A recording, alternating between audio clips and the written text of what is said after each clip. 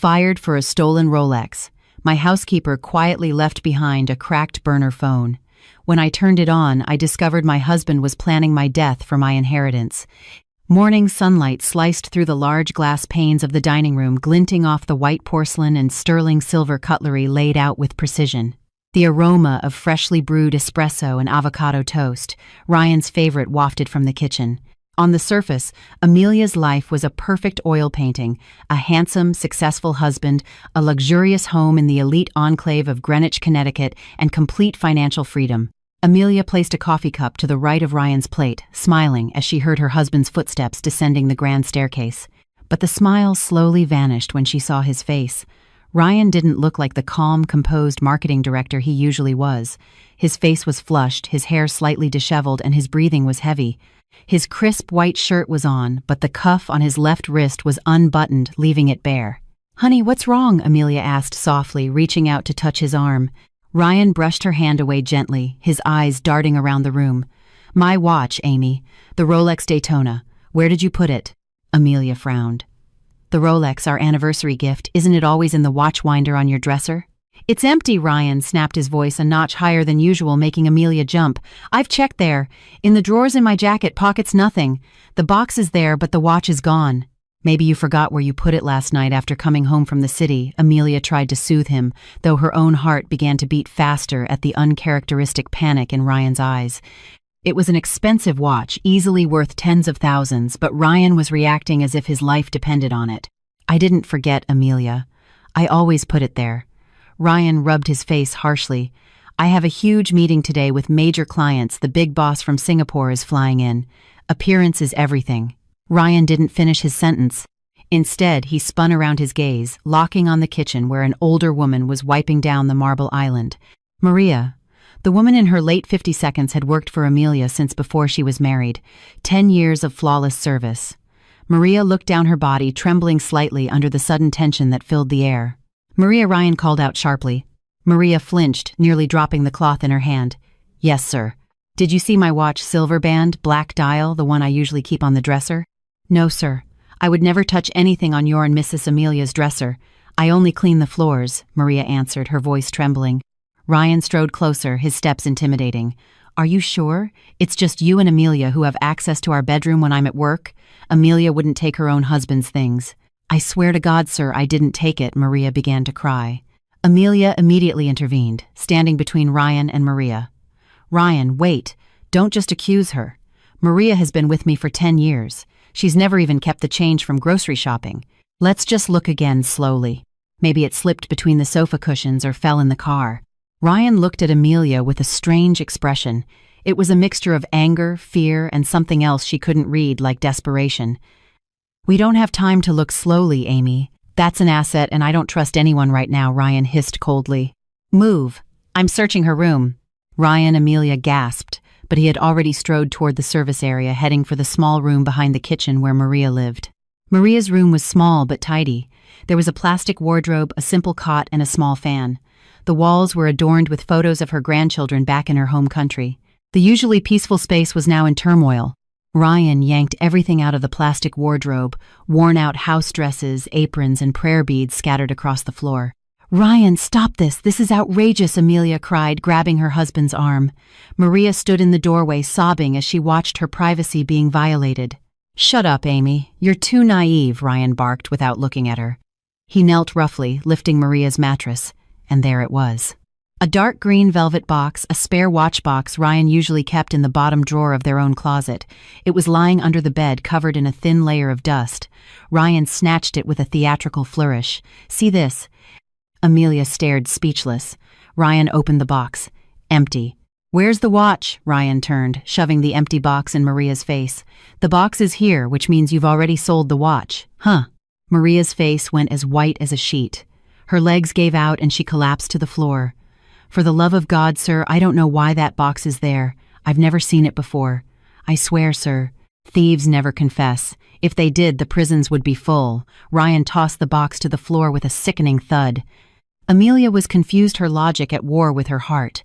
The evidence was right there. The box was clearly in Maria's room, but her heart refused to believe it. Maria was the one who had nursed Amelia through a bad case of the flu when Ryan was on a business trip. Maria was the one who was always honest about a broken glass or a stained shirt. Stealing a watch worth a fortune felt completely out of character. Ryan, maybe there's a misunderstanding, Amelia stammered weakly. Maybe she accidentally brought it here when she was cleaning our room. Brought it here. The box was in the bottom drawer, Amelia. Hidden. She must have searched our room when we weren't here. Ryan gripped Amelia's shoulders, his eyes staring intently, forcing her to agree. She's taking advantage of your kindness. She thinks because you're soft, she can bleed us dry bit by bit. Today, it's a watch. What's next? Your jewelry, the deed to this house. Ryan's words stung. Soft. He had always praised her gentle nature, but today the word sounded like an insult. I didn't take it, ma'am. Please believe me, Maria sobbed, her hands clasped in a pleading gesture. Ryan clicked his tongue in disgust. Enough with the drama. Now where is the watch? Where did you pawn it? I didn't take it, sir. Fine. If you won't talk, maybe the police can persuade you. Ryan reached into his pocket, pulling out his smartphone. Don't, Amelia stopped his hand. No police, Ryan. Think of her family back home. Ryan stared at her in disbelief. She steals from you and you still feel sorry for her. My God, Amelia. He glared at Maria with a murderous look. Fine. Because my wife is too damn nice. Pack your things. Now. I want you out of this house this instant. 15 minutes. That was all the time Ryan gave her. The once warm house now felt cold and menacing. Ryan stood in the living room, arms crossed, watching the hallway to the back, like a prison warden, ensuring Maria didn't take anything else. In the kitchen, Amelia stood frozen. She wanted to help Maria pack, but Ryan's glare paralyzed her. For the first time in their 5-year marriage, she felt like a stranger to the man standing in her living room. The Ryan she knew was patient, not this explosive man who would throw an elderly woman out like a criminal. Maria emerged from her room carrying a single, large, worn duffel bag and a cardboard box containing her remaining belongings. Her eyes were swollen, her nose red. She didn't dare look toward the living room. Maria approached Amelia, wanting to hug her employer, but knowing her place, she simply clasped her hands to her chest. I'm so sorry, ma'am. Thank you for being so kind to me all these years, she whispered, her voice hoarse. Maria, I'm so sorry about Ryan, Amelia whispered back, tears welling in her eyes. She reached into the pocket of her pants, gripping several $100 bills she had managed to grab from her wallet. This is for your trip home. Maria shook her head slowly, refusing Amelia's hand. No, ma'am. The sir will be angry if he finds out. I have a little bit of savings. Take it, Maria. Please, Amelia insisted, forcing the money into the pocket of Maria's jacket. Ryan's shout echoed from the living room. No whispering conspiracies. Maria flinched. She looked at Amelia intently, a different look in her eyes this time. Not just sadness, but a look full of meaning, an urgent look. Ma'am, Maria whispered so quietly it was almost inaudible, her lips barely moving. Be careful. The sir is not who you think he is. Amelia frowned. What do you mean? Before Maria could answer, Ryan strode into the kitchen, his intimidating aura making the air feel heavy. Is the farewell party over? Get out. Ryan escorted them to the back door. He wouldn't even let Maria leave through the front. To Ryan, Maria was now trash to be disposed of through the service exit. The back door opened to a small alley used by landscapers. The sky that morning was overcast, as if mirroring Amelia's gloomy mood. Ryan stood in the doorway, making sure Maria was truly out of the gate. Wait here, I'll go get the padlock for the back gate, Ryan muttered. He turned and went back inside, leaving Amelia and Maria alone on the back patio for a few precious seconds. The moment was brief, but it changed everything. As soon as Ryan's back disappeared around the corner, Maria's demeanor shifted. She was no longer a picture of resignation. With swift, wary movements, she reached into her duffel bag. Her wrinkled hand pulled out a small object, an old Nokia-style flip phone, a burner, its screen spiderwebbed with 1,000 cracks. It was held together by a rubber band to keep the battery from falling out. Ma'am, take this, Maria whispered, thrusting the phone into Amelia's hand. Maria, this is your only phone. Shh. Hide it. Maria's eyes darted toward the door. Listen carefully, ma'am. Open the media folder, then voice memos. I couldn't say anything directly, I was too scared. Amelia gripped the cold phone, bewildered. What was going on? Listen to the recordings, ma'am. For your own safety. Don't let the sir know you have this phone. If he finds out our lives are at stake. Amelia felt a chill run down her spine at the tone in Maria's voice. It wasn't the tone of someone hurt by being fired, it was the tone of someone who was utterly terrified. The sound of Ryan's footsteps approached. With a reflex she didn't know she had, Amelia tucked the old phone into the back of her waistband, the loose fit of her sweater hiding the bulge. Her heart pounded as if it would burst from her chest. Ryan reappeared with a padlock, his face still hard. "Let's go, out." Maria gave Amelia one last look, a farewell that carried a heavy burden, then picked up her bag and walked out the gate. Ryan immediately clicked the padlock shut with a sound of finality. Done. Ryan let out a long breath as if he'd just shed a great weight. He turned to Amelia, his face softening the mask of the loving husband back in place. He caressed her cheek. "I'm sorry, honey. I had to be firm. It was for our own good. I don't want a thief in this house. I'll find you a new housekeeper from a more reputable agency." Amelia forced a stiff smile. Against the small of her back, the cracked phone felt like it was burning her skin. "Yes, Ryan. You're right," she said softly, her first lie to the husband she had adored. 2 hours later, Ryan had left for the office. He'd rushed out, claiming he had to make his meeting with the Singaporean client even without his lucky Rolex. The large house was now silent, a suffocating silence. Amelia sat on the edge of the bed in the master suite. In her hand lay Maria's Nokia phone. The object looked alien in the luxurious room filled with designer brands. It was grimy, and the screen was severely cracked. Amelia pressed the power button. The screen glowed dimly, displaying the iconic handshake logo distorted by broken pixels. The battery had only 1 bar left. Amelia's fingers, accustomed to an iPhone's touchscreen, felt clumsy on the hard physical keys. Menu. Media. Memory card. Voice memos. There was only one file. Its title was generic Voice 001, AMR. The timestamp was from yesterday afternoon at 4:30 p.m.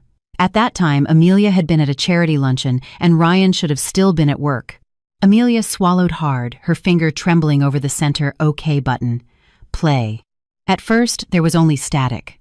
Then the sound of footsteps. It seemed Maria had recorded this from inside her pocket or through a crack in a door. The sound was muffled but clear. Then she heard Ryan's voice. Perfectly clear. "Yeah, it's safe. I've got the cash." Amelia froze. It was Ryan's voice, but the tone was different. There was no gentleness, no authority. It was harsh, panicked, and cunning. "I don't care if the price is low. I need 20 grand in cash by this evening, man. If not, your guys are going to take me outright." A pause. Ryan seemed to be listening to the person on the other end of the line. "Relax, my wife will never know. She's a fool, easy to lie to. I'm going to create a scene tomorrow morning. The old housekeeper will be the scapegoat. I'll plant the box in her room. Easy." Tears streamed down Amelia's face without her realizing it. Her breath caught in her throat. "Yeah. I sold the Rolex just to pay the interest on this month's debt. As for the rest, the $200,000 I owe from gambling, I'm working on it. The house deed is in my wife's name, but I've already had documents drawn up. I'll get her to sign over power of attorney. I'll just tell her it's for some tax thing." A dry, wicked laugh echoed from the recording. "It's easy. She trusts me 100%. She thinks I'm the perfect husband. The truth is, I just need her father's assets." The recording ended. Amelia dropped the phone onto the bed as if it had stung her. Her world collapsed. The theft was fake. Ryan's anger was fake. His love was fake. Her husband wasn't the victim of a theft. He was a gambling addict, drowning in debt, willing to frame an innocent old woman to cover his tracks. And worse, Ryan's next target wasn't a watch or jewelry. It was this house, and Amelia herself. Suddenly, her own iPhone lying on the nightstand buzzed. Ryan appeared on the screen with a picture of him smiling widely. Normally, Amelia would have answered cheerfully, but now the sight of that photo made her stomach churn. Amelia looked at her reflection in the mirrored closet door. The face of the naive woman was gone, replaced by the face of a terrified woman who now held the key to the truth. She couldn't answer the phone with her usual tone. She had to act. From this moment on, their marriage was a stage play, and if she wanted to survive, Amelia had to be a better actor than her husband. She took a deep breath, wiped her tears away fiercely, and swiped the green icon. "Hi, honey." Amelia's voice was steady, but her hand gripped the bedspread so tightly her knuckles turned white. The Cold War in their home had just begun. That evening, the clock showed it was past 7. Amelia stood at the stove, stirring in filet mignon with a red wine reduction and roasted asparagus, whose aroma filled the kitchen. Her hands moved on autopilot, performing a routine she'd done hundreds of times, but her mind was miles away. In the pocket of her lounge pants, Maria's Nokia felt heavy, as if pulling the gravity of the entire room toward it. The sound of the automatic gate opening echoed through the house. Amelia's heart leaped. Ryan's car was pulling in. "Breathe in, Amelia. Breathe out. Don't tremble." Amelia turned off the stove. She walked to the mirror in the hallway, forcing the corners of her lips to turn up. She studied her reflection, a dutiful, naive wife who suspected nothing. The mask Ryan had created for her she would now wear to fight its creator. The front door opened. Ryan stepped inside his suit jacket, slung over his shoulder. He looked tired, but there was a glint of relief in his eyes he couldn't hide. The heavy burden that had made him explode that morning seemed to have been lifted. "I'm home," Ryan announced. Amelia walked over to greet him, kissing the back of his hand. His skin felt cold, a stark contrast to the fire burning in her chest. "How was your day, honey? Did the meeting go well?" Ryan kissed her forehead. Those lips, the same lips she'd heard on the recording, planning her destruction. Amelia fought back a wave of nausea. "It went great. The Singapore client was very impressed." Ryan lied without blinking. He took off his shoes, then glanced at his empty wrist. His face turned mournful, a perfect performance. "It just feels like something's missing without that watch. I still can't believe Maria would do that." Amelia had to bite the inside of her cheek to keep from screaming. "Let it go, Ryan. Let's just consider it bad luck. The important thing is your meeting was a success." "You're right. You really are the most understanding wife." Ryan smiled and walked to the dining table. "Wow, filet mignon with a red wine reduction and roasted asparagus. You knew I was starving. I didn't even have time for lunch. I was so busy with the presentation." A lie, Amelia thought. You weren't presenting. You were making a black market deal. That dinner was the most torturous experience of Amelia's life. She sat across from the man she had been married to for 5 years, observing his every move. The way he cut his meat, the way he sipped the broth, the way he laughed lightly at a joke from the office. Everything seemed normal, too normal. That was the most terrifying part.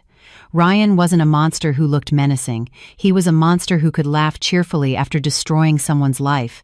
"Oh, by the way, Ryan," Amelia began casually setting down her spoon. "Someone from the bank called today offering a high-limit credit card. I turned it down, of course. Our finances are still stable, right?" Ryan's spoon stopped moving for a split second. It was almost imperceptible, but Amelia caught it. He cleared his throat. "Why would you even talk to a telemarketer?" "Of course we're fine. Why do you ask?" Ryan looked at Amelia, his eyes searching. "No reason. It's just that the savings for our future kids' education is in that other account of yours. I just wanted to make sure it's all good. You know that international school we talked about will be expensive." Correction. The original story mentions a child. Future plan inconsistently. We'll assume it's a future plan, a shared dream. "Don't worry, honey. Everything is managed perfectly. I'm a financial manager at work. You think I'd mess up our own household finances?" Ryan laughed, but his eyes didn't smile. "You don't need to think about money. Your job is to be beautiful at home. Take care of me." He glanced around the house. "And protect our assets." The word assets sounded like a threat in Amelia's ears. Later that night, as Ryan snored softly beside her, Amelia lay with her eyes wide open. She stared at her husband's back. The back she used to hug as she fell asleep now felt like a cold wall separating her from reality. Amelia slowly sat up, reaching for Ryan's phone on the nightstand. Locked. Face ID. She knew she couldn't open it without waking him. She put the phone back. She needed another way. She had to be smarter than him. The next day, as soon as Ryan's car left the driveway, Amelia sprang into action. She didn't go to her yoga class or out for lunch as usual. She went into Ryan's home office on the second floor, a room she rarely entered because Ryan always called it his sacred workspace. Amelia turned on Ryan's old laptop, one he rarely used, but which was connected to the same Google account as his work computer. Ryan was careless about logging out. He was overconfident that Amelia was tech illiterate and wouldn't understand. She opened the browser. Sure enough, his Google account was still logged in. Amelia's fingers deftly opened his search history. Empty. Ryan had cleared it. Amelia switched to Google Maps timeline, a feature most people forget about. Ryan had forgotten to turn off his location tracking. Amelia saw his travel history from yesterday. 9:00 a.m. left the house. 10:15 a.m. arrived in the Diamond District in Manhattan, not his office in Midtown. 11:00 a.m. to 1:00 p.m. remained stationary in an old building on 47th Street. 2:00 p.m. returned briefly to his office. The Diamond District, Amelia murmured. She zoomed in on the map at that location. There were dozens of shops, but one name caught her eye because Ryan had marked it as a favorite a week ago: Levinson's Estate Jewelry. Amelia opened a new tab, trying to access their online banking. She knew Ryan's user ID from seeing it before, but the password. Amelia tried their wedding date. Failed. Ryan's birthday. Failed. Amelia remembered the recording. Ryan mentioned paying off gambling debts. She tried a strange combination she'd once seen: Ryan scribble on a notepad, Dragon 88. Failed. Amelia sighed, almost giving up. Then she saw a small post-it note tucked under the monitor. Ryan's messy scrawl, Mom's B-Day. Amelia typed in the birth date of her late mother-in-law. Login successful. Amelia's heart felt like it stopped when she saw the balance on the screen. Checking account $1.500. Savings account $200. Brokerage account empty. Where did the hundreds of thousands from Ryan's annual bonus go? Where were their joint savings? Amelia clicked on the account activity menu. The screen was a sea of red. Wire transfer out. Zelle payment. ACH transfer. The recipients were varied: Vegas Rush Online, Zeus Bolt, and multiple transfers to a M. Russo. In the last 3 months, Ryan had transferred a total of over $150,000 to online gambling sites and suspicious personal accounts. Amelia covered her mouth with her hand, stifling a scream. They were broke. Worse than broke. Ryan had debts with interest piling up. This luxurious life was just an empty shell about to shatter. But what hurt most wasn't the money, it was the dates of the transfers. There was one large transfer of $5,000 on their wedding anniversary last month. At the time, Ryan had said he couldn't buy her a gift because his bonus hadn't come through yet. The money had been used for a gambling deposit. Amelia printed the transaction records, folded them into small squares, and hid them inside a box of tampons in her bathroom, a place Ryan would never touch. Now she had proof of motive, but she needed more concrete proof of the crime. She had to go to the Diamond District. The Diamond District was crowded and hot that afternoon. Amelia wore large sunglasses and a face mask obscuring most of her face. She took an Uber, getting dropped off a block away. Levinson's Estate Jewelry was tucked between a textile shop and a shoe store. From the outside, it looked ordinary, like a dusty old watch shop. But as soon as Amelia pushed open the heavy glass door, the atmosphere changed drastically. A blast of cold air greeted her. The interior was lavish with mahogany and red velvet accents. There were no ordinary display cases. The watches here were kept in locked wall cabinets. A middle-aged Asian man in a silk shirt sat behind a high counter, polishing a diamond ring with a microfiber cloth. "Good afternoon. Can I help you, selling or buying?" he asked brusquely, his eyes sizing Amelia up from head to toe. Her Hermes bag and Gucci shoes made him straighten his posture slightly. Potential client. "I'm looking for a men's watch," Amelia replied, trying to keep her voice calm and classy. "A gift for my husband. He likes Rolex. I was told you have a good collection here." The man smiled thinly. "Ah, Rolex. We have many. Which model Submariner Datejust?" "Daytona," Amelia cut in quickly. "He specifically wants the Rolex Daytona with a black dial. He said it's hard to find." The man's smile widened. "Wow, you're in luck. It must be fate. I just got one in yesterday afternoon. Mint condition, full set box and papers, still under warranty." The man walked to a safe in the back, turned the combination lock, and pulled out a green box. A box that was painfully familiar to Amelia. Her heart pounded as he opened it. There, on a cream-colored cushion, lay her husband's watch. Amelia recognized the tiny scratch on the clasp from when Ryan had bumped it against his desk last month. "May I see it?" Amelia asked, her hand trembling slightly as she took the watch. "Of course. It's a special piece. The previous owner. Well, he needed money badly, so he let it go for a good price. At an official boutique, you'd wait 5 years for this. Here, you can take it home today. Only $35,000. Amelia turned the watch over, pretending to inspect its authenticity. She glanced at the serial number finely engraved on the back of the case. The numbers were identical to those on the warranty card, which was still stored safely in Ryan's drawer. Ryan was a fool. He forgot to bring the warranty card when he sold it. Or maybe this shop didn't care. "Why was the previous owner in such a hurry to sell?" Amelia asked casually. Ah, you know how it is. Young guy living beyond his means, playing the market or gambling, loses big, sells his assets, the dealer chuckled. His name was Ryan, if I remember correctly. Dressed sharp, but was sweating bullets when he came in here begging for cash. Amelia's world spun. A verbal confirmation. Ryan. Sweating bullets. Begging for cash. Amelia placed the watch back on the counter. She wanted to scream that it was stolen property, stolen from their marital assets. But she knew this wasn't the time. She was in enemy territory. "It's beautiful," Amelia said, "but I have to ask my husband first. May I take a quick photo?" "Sure, but be quick. It's a hot item, lots of interest." Amelia photographed the watch, making sure the distinctive scratch and the shop's background were clearly visible. "Thank you. I'll let you know this afternoon." Amelia walked out of the shop quickly. The hot New York air hit her, but she felt cold to the bone. She had her second piece of evidence. Ryan wasn't just a liar, he was a terrifyingly good actor. He sold the watch himself, then came home and destroyed Maria's life to cover his tracks. That afternoon, Amelia had just gotten home. Her head was spinning. She needed a hot shower to calm her nerves, but before she could even climb the stairs, the doorbell rang. Amelia glanced at the intercom monitor. A stocky man in a black leather jacket stood at the gate. He wasn't carrying a package and his face was not friendly. Amelia hesitated. "Yes," she asked through the speaker. "Delivery, ma'am. Documents for Mr. Ryan. Needs a signature." The man's voice was gravelly. "Mr. Ryan isn't home yet." "You can leave it with security at the gatehouse," Amelia replied. "Can't, ma'am. Urgent documents from his office. You're his wife, right? You can sign." Something was wrong.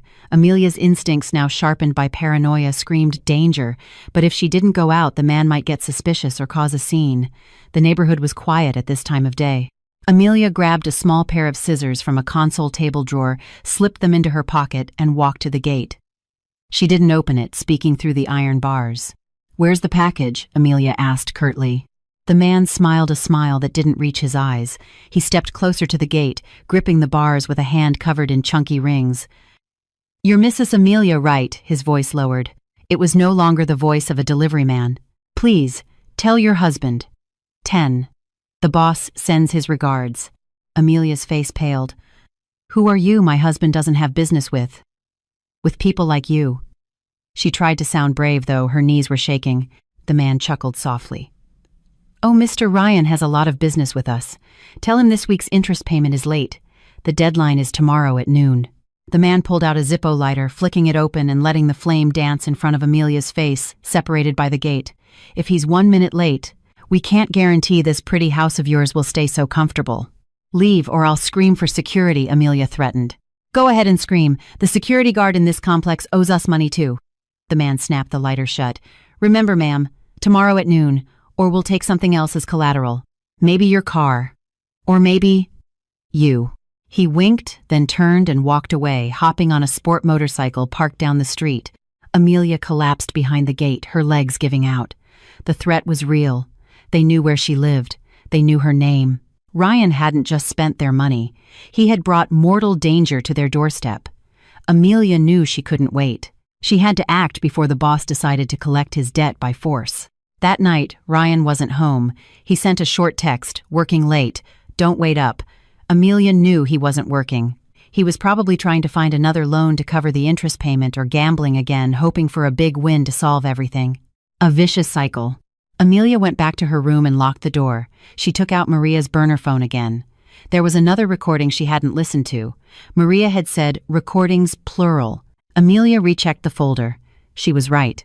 A second file, voice 002, AMR. Duration, 10 minutes. She put in earbuds this time to hear more clearly. The recording began with the sound of Ryan's heavy breathing. It sounded like he was in his car. The low hum of the engine and faint honking could be heard. "Hello, Carol," Ryan said. Amelia frowned. "Carol, Aunt Carol, his father's sister." "Yeah, it's Ryan. I know I messed up. I've been reckless, but I promise I'll make it all back." Ryan's voice was whiny like a child caught misbehaving. "The house deed is safe." "Yeah, it's in Amelia's name. But I've already prepared a fake grant deed. I'm going to get her to sign it in the next day or two. She's easy to fool. She won't read the details." Amelia clapped a hand over her mouth. "As soon as she signs, I'll transfer the title to my name, then use it as collateral for a bank loan. I can get $5 million easy. Enough to pay off my debts, and the rest will be seed money for us to start that new business in Bali. We'll just leave Amelia. She has no one else besides me anyway." A long pause. Then a woman's voice, faint and raspy, could be heard from the other end of the line. "Just make sure that stupid girl doesn't suspect anything. If you have to cause a little accident to make her even more confused." Amelia's blood ran cold. She recognized that voice. It was Aunt Carol, the woman who had always been so sweet to her, who always brought a cake for the holidays. She was in on it. "Got it, Auntie. Don't worry. The Ambien you gave me. I've been crushing a little bit into her drink every night. That's why she's been so dizzy and forgetful lately. So when she signs the papers, she'll be in a fog." Amelia ripped the earbuds out. Her hands flew to her neck, feeling choked. Ambien, so that's why. That's why she'd been feeling so lethargic lately, forgetting where she put her keys, sleeping too heavily. She thought it was stress or age. She was being slowly poisoned by her own husband. Amelia ran to the bathroom and vomited into the sink. The filet mignon with a red wine reduction and roasted asparagus, the coffee Ryan had made for her that morning, it all felt toxic. She splashed her face with cold water and stared in the mirror. Her eyes were red, but not from sadness. It was rage. "You want to play rough, Ryan," she whispered to her reflection. "Fine, I can play rougher." She heard Ryan's car pull into the garage much earlier than she expected. Amelia quickly hid the burner phone in the exhaust fan housing in the bathroom ceiling, the safest place she could think of. She straightened her clothes, sprayed some perfume to cover the smell of vomit, and left the room. When Ryan opened the bedroom door, he was holding a brown manila envelope. His face was beaming. That sickeningly sweet smile was back. "Honey, you're still awake," he cooed. "Good. I brought those documents from the tax office I told you about. They need to be signed tonight so I can take them in tomorrow. Just a formality about the property tax assessment." Ryan placed the envelope on the vanity next to a glass of warm milk he had just brought up from the kitchen. "I made you some warm milk too to help you sleep well," Ryan said. Amelia stared at the glass of milk. White, steaming, warm, death in a glass. Then she looked at the brown envelope, her financial death. Amelia smiled sweetly. So sweetly. "Thanks, honey. Just put it there. I'll drink it in a bit. Let me give you a shoulder rub first. You look so tense." Amelia walked behind Ryan. Her hands touched her husband's shoulders. She began to massage them as her brain raced, formulating a counterplan. Tonight, Ryan would not get her signature. Tonight, Amelia would start administering her own brand of medicine. The next morning, the house felt like a gilded cage. Amelia knew her every move was being watched. Not by CCTV cameras, Ryan was too cheap to install them inside the house, but by her husband's suspicious gaze. "Where are you going?" Ryan asked sharply when he saw Amelia dressed and holding her purse. He was sitting in the living room pretending to read the Wall Street Journal, though his eyes were red from lack of sleep. Amelia held her breath, then turned with a weary expression she had practiced in the mirror. "To the doctor, Ryan. I've had a terrible headache since last night. I think my vertigo is acting up." Ryan stared at her. The excuse was plausible. The Ambien he'd been giving her should indeed cause dizziness and disorientation. A faint smirk touched his lips, feeling his plan was working. "Okay, do you need me to drive you?" he asked, feigning concern. "No, don't worry. You're busy with those documents for the notary this afternoon. I'll just take an Uber. I don't feel safe driving when I'm this dizzy." "Good. Be careful. Don't stop anywhere else. Come straight home. We need to sign those documents this evening." Amelia nodded weakly and walked out. As soon as the Uber turned out of the gated community, Amelia changed the destination in the app, not to the hospital but to Grand Central Terminal. She had to meet Maria. In a noisy corner of the terminal's dining concourse, amidst the chaos and smell of food, Amelia found the old woman. Maria looked 10 years older than when she'd been kicked out 2 days ago. She sat, clutching her bag, her face fearful every time a stranger passed by. "Ma'am," Amelia Maria almost cried when she saw her. She went to kiss Amelia's hand, but Amelia pulled her into a tight hug instead. A hug between two women betrayed by the same man. "Maria, it's not safe for you to go back home right now." "Ryan knows your address," Amelia whispered quickly. She handed her a thick envelope of cash and a key to a studio apartment. It belonged to a friend of Amelia's who was out of the country. "Stay here for now. It's in Queens. Don't go out unless you have to. Don't use your old phone." Maria took the key with a trembling hand. "Mr. Ryan is evil, ma'am. Pure evil. I heard him talking on the phone with some scary men. They're going to hurt you if you don't sign those papers." "I know, Maria. I heard the recordings. Amelia looked Maria straight in the eye. "Maria, I need one more piece of help. Besides those recordings, did you ever see where Ryan kept his personal documents, the ones not in the bedroom safe?" Maria thought hard. "In the storage closet under the stairs, ma'am, behind a stack of old car part boxes. He used to spend a long time in there late at night. I peeked once. He was putting something into a rusty old cookie tin. Gold." "Thank you, Maria. Now go. Don't contact me unless it's an emergency using this new number." Amelia handed her a new SIM card. After making sure Maria was safely in a taxi heading to Queens, Amelia hurried home. She didn't go to the doctor, but she did stop at a pharmacy. She bought a bottle of vitamins that looked identical to the sleeping pills and a pregnancy test. Not because she was pregnant, but she needed it for an emergency scenario. At 4:00 p.m., Ryan came home early. His face was tense but full of anticipation. In his hand was the same brown envelope from last night. Amelia was on the sofa, massaging her temples. She really did have a headache this time, from the stress of her high-stakes acting. "How was the doctor?" Ryan asked, loosening his tie. "Just stress and gastritis." "He said I need to rest," Amelia replied softly. "Perfect. After you sign this, our burdens will be lessened. You can rest completely." "I'll handle all our assets," Ryan said sweetly. He spread the documents on the coffee table. "Come on, honey. Sign here, here, and here, on the notary seal." Amelia leaned forward, her eyes scanning the document. "Power of attorney to sell. Release of all claims." Ryan wasn't messing around.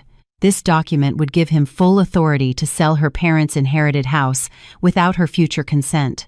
"This legal language is so complicated, Ryan." Amelia feigned confusion, squinting. "Power to sell. I thought this was just for taxes." Ryan's jaw tightened. "It's legalese, Amy.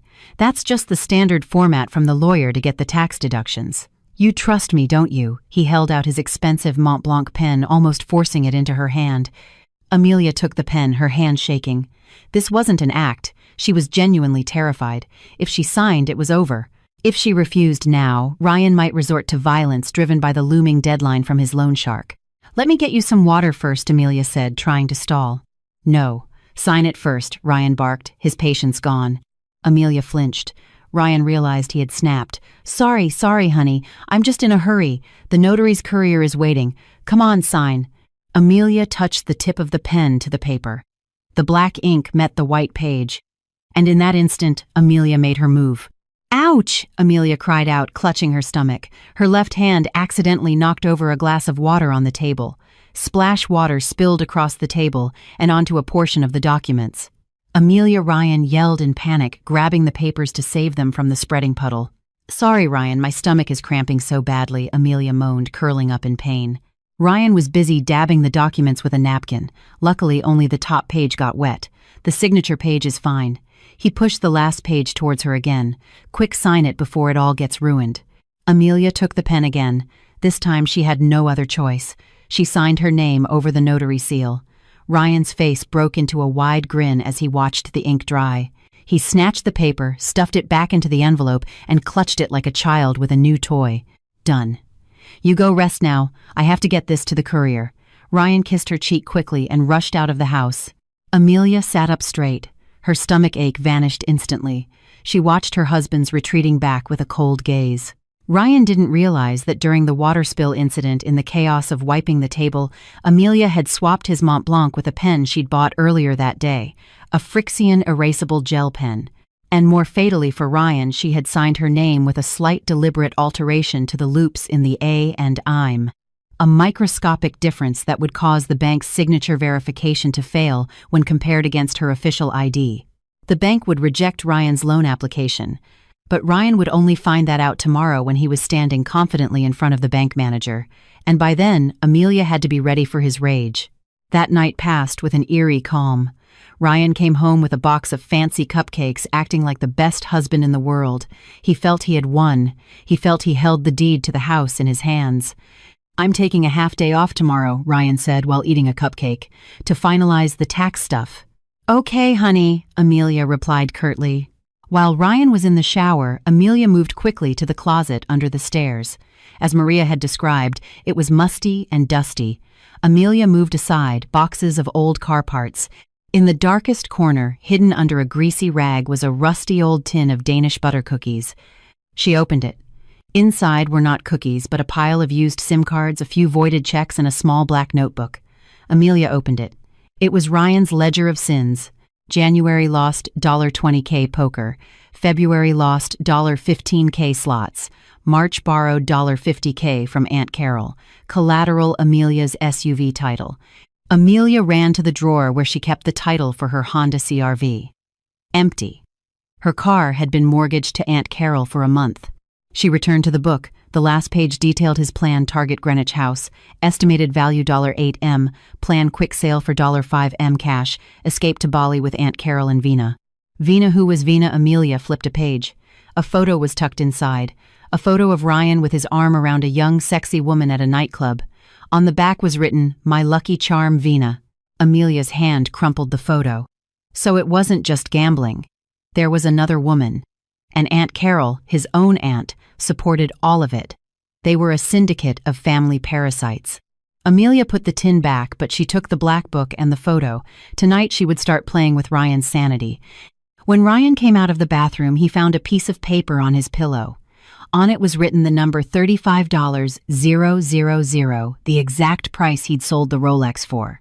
Ryan's eyes widened. He looked at Amelia, who was calmly brushing her hair at her vanity. "What is this, Amy?" he asked, his voice shaking. Amelia turned, feigning innocence. "What, honey? Oh, that piece of paper. It fell out of your work pants when I was putting them in the laundry basket. What is it?" Ryan's face was pale. He knew he hadn't written that. "Oh, it's the sales target for my team next month. Yeah, revenue target." He crumpled the paper and threw it in the trash. Amelia smiled inwardly. Score one for Amelia. An hour later, Ryan was watching TV. His phone buzzed. A WhatsApp notification from an unknown number. It was just a photo, a picture of his Rolex Daytona displayed in the pawn shop. No caption. Ryan leaped off the sofa. He tried calling the number. "The number you have dialed is not in service." He ran to the bedroom, staring at Amelia, who was pretending to be asleep. He wanted to wake her to question her, but he hesitated. If he asked, he'd reveal his hand. Ryan started pacing the room like a caged animal, cold sweat beading on his forehead. Was someone following him? Did the loan shark know? Did Amelia know? But she seemed so calm. Too calm for a betrayed wife. "Ryan, why aren't you sleeping? You're making me dizzy with all that pacing," she mumbled with her eyes closed. "No, it's nothing. Just insomnia," Ryan stammered. He swallowed 2 of the Ambien pills, the ones meant for Amelia, because now he was the one who needed to be sedated. Under the covers, Amelia smirked. "Enjoy your nightmares, my dear husband." The next day was D-Day. Ryan left at dawn, clutching the envelope with the signed documents. He wore his best suit, trying to look confident despite the dark circles under his eyes. Amelia waited at home. At 10 a.m., she made a phone call to Ryan's office. "Hello, may I speak with Human Resources, please? This is Amelia, Ryan's wife. I'm just calling to confirm something about his health insurance." "Oh, Mrs. Amelia. Mr. Ryan hasn't worked here for 2 months. He was terminated for misappropriation of company funds." Amelia hung up, her hand trembling. So Ryan had been fired. For 2 months, he had been leaving in the morning and coming home at night just to gamble at online cafes or hang out at Aunt Carol's. He had no salary.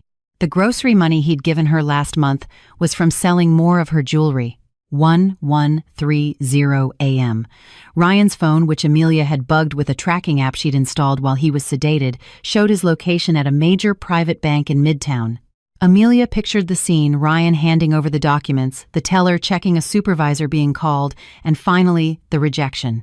Sure enough, at 12:15 p.m., Amelia got a call from the complex security on the intercom.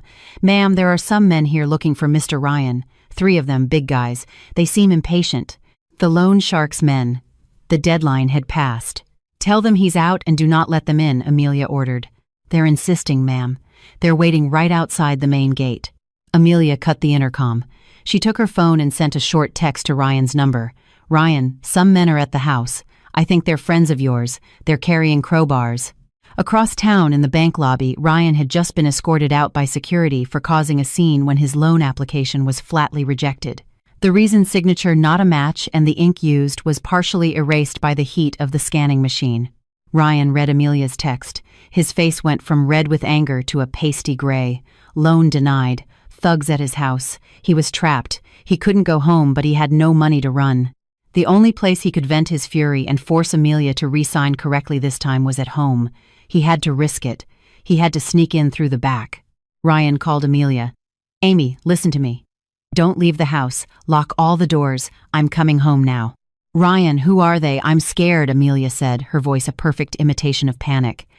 It's a misunderstanding. Just stay inside. Don't open the door for anyone but me." Ryan hung up. He floored the gas weaving through Manhattan traffic like a madman. He had no idea that Amelia was sitting calmly at her dining table sipping jasmine tea. On the table in front of her was the original deed to the house, which she had moved to a safe deposit box a year ago on a bad premonition. The final stage was set.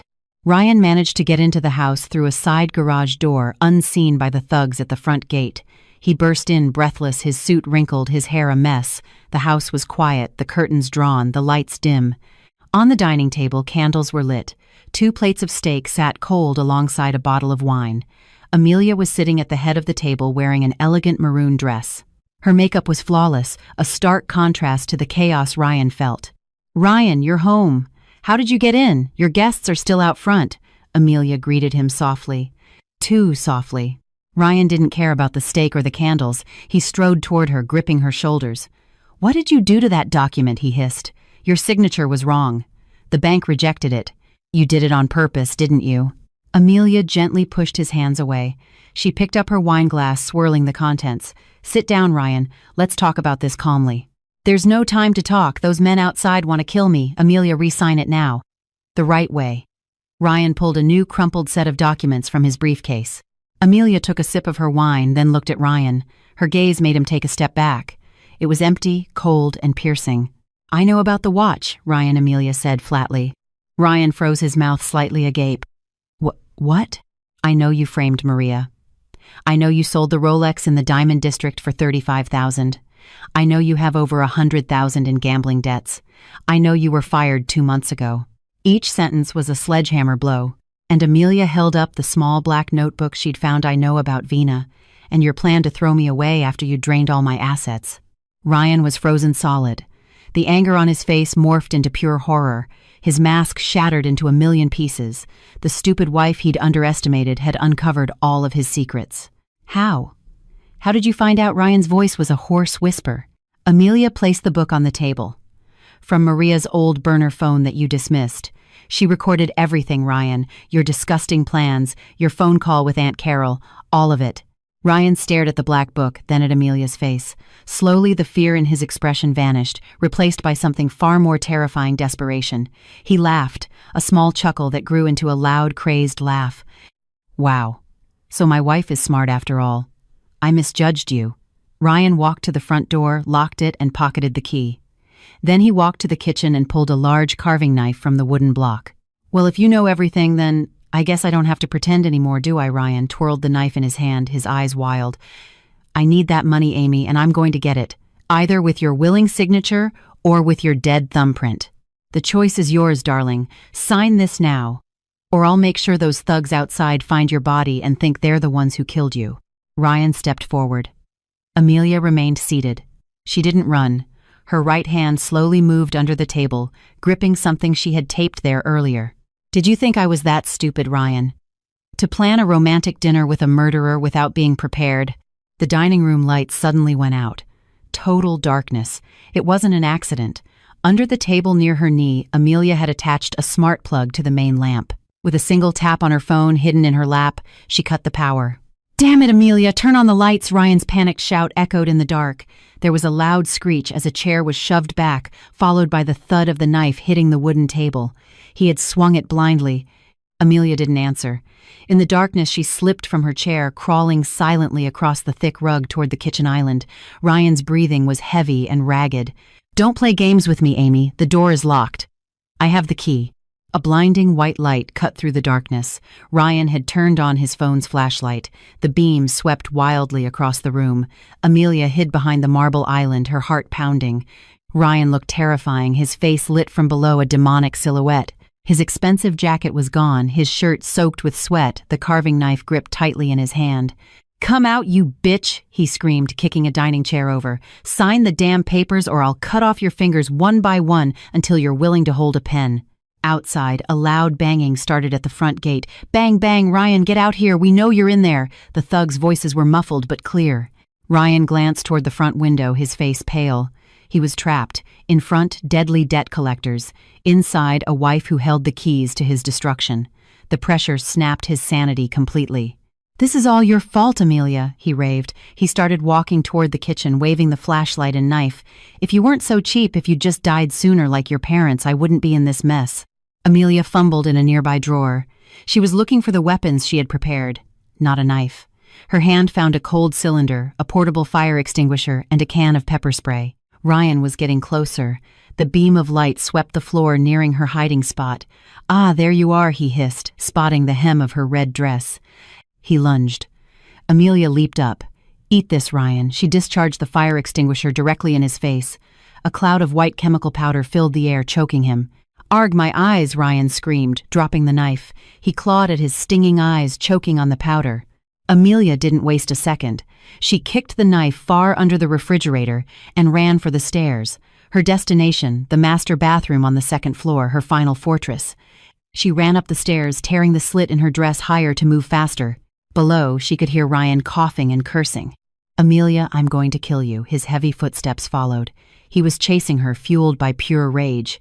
Amelia slammed the master bedroom door, locked it, then ran into the ensuite bathroom, locking that door too. 2 layers of protection. She climbed onto the vanity, opened the exhaust fan cover, and pulled out the Nokia burner phone and a small power bank. The phone turned on. She hit speed dial Heshone. It wasn't 911. It was her father's senior lawyer, Mr. Davies, who had a direct line to the local police chief. "Mr. Davies, help, Ryan is trying to kill me," she screamed into the phone. Outside, a heavy thud hit the bedroom door. Crack. The door burst open. Now he was at the bathroom door. "Open up, Amelia. It's useless calling the police," he yelled. "Those thugs will get in here before the cops do. If they get in, we're both dead. Give me the deed. It's the only way we survive." Amelia backed into the corner of the bathroom, turning on the shower full blast to muffle her voice. "He's at the door," she said into the phone. "He has a knife. He confessed to everything. Please record this as my dying declaration if I don't make it." "Stay on the line, Amelia." Mr. Davies's voice was firm. "I'm on my way with a tactical unit." Suddenly, the sound of shattering glass came from the bedroom. It wasn't Ryan. The sound was from the balcony. The thugs. They had climbed the gate and gotten to the second-floor balcony. Ryan went silent. He was now trapped in the bedroom with the debt collectors while Amelia was safely locked in the bathroom. "Well, well, Mr. Ryan." Hard man to find, a deep voice boomed. "The boss sends his regards." Amelia pressed her ear to the door.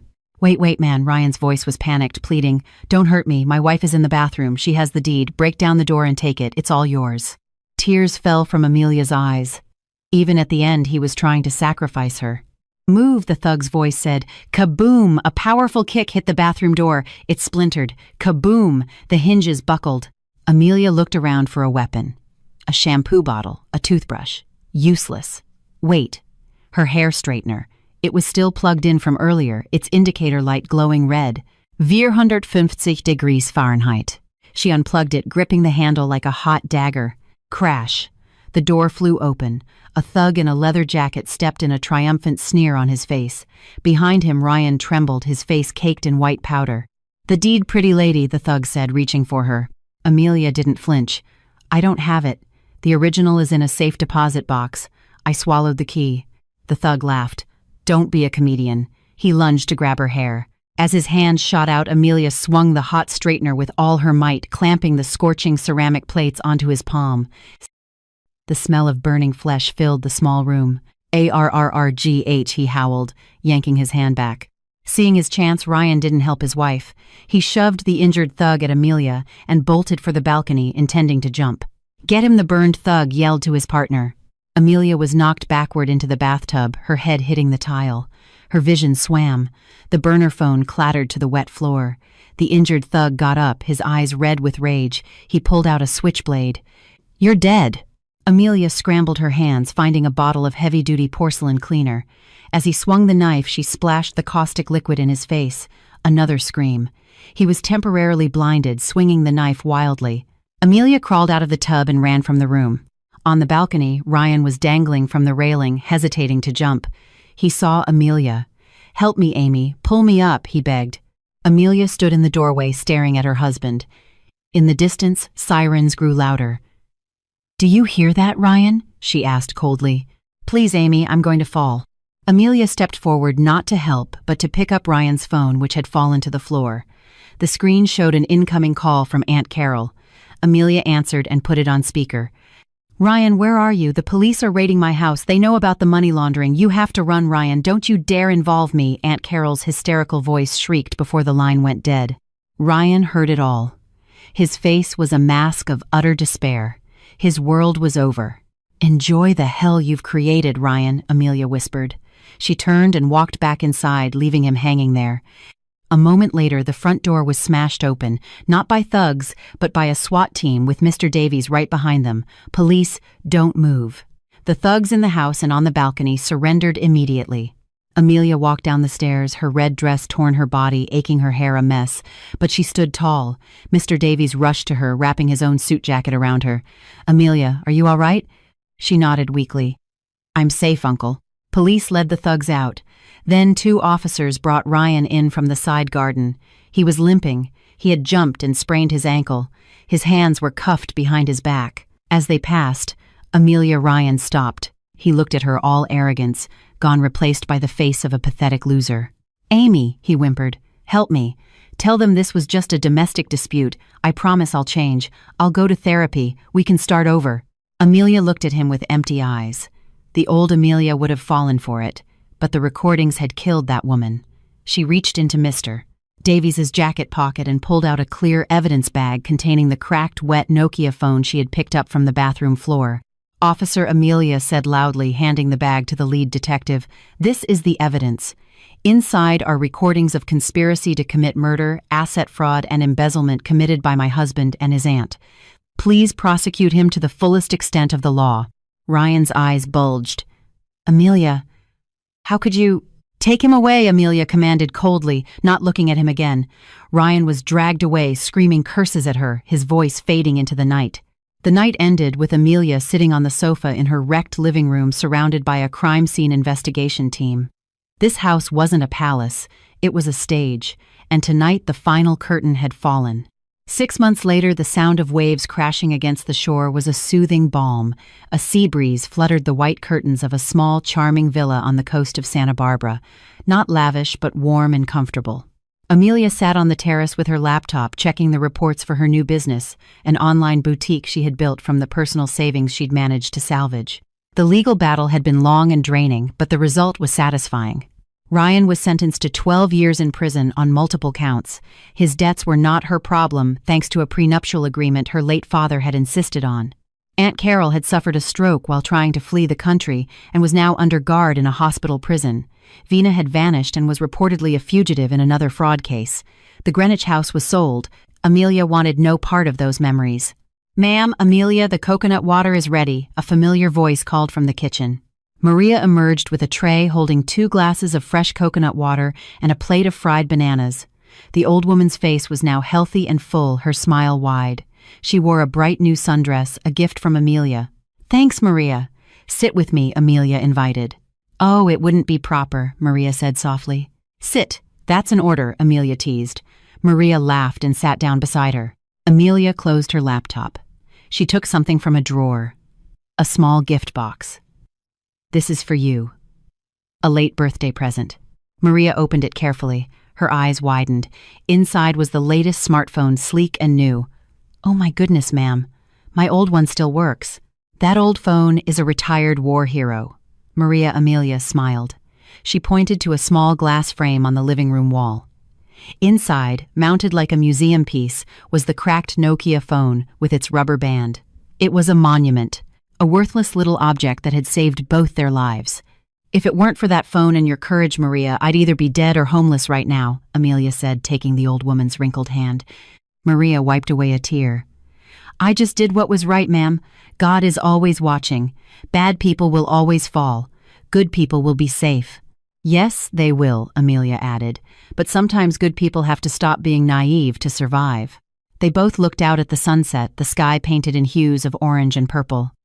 Amelia took a deep breath, inhaling the air of freedom. She was no longer a dutiful, foolish wife. She was no longer a victim. The wounds in her heart might never fully heal like the cracks in that old Nokia's screen, but it was through those cracks that the light had finally gotten in, allowing her to see the world and herself more clearly. Her new phone buzzed. A flood of new orders for her boutique. Life went on. And this time Amelia was in complete control of her own story.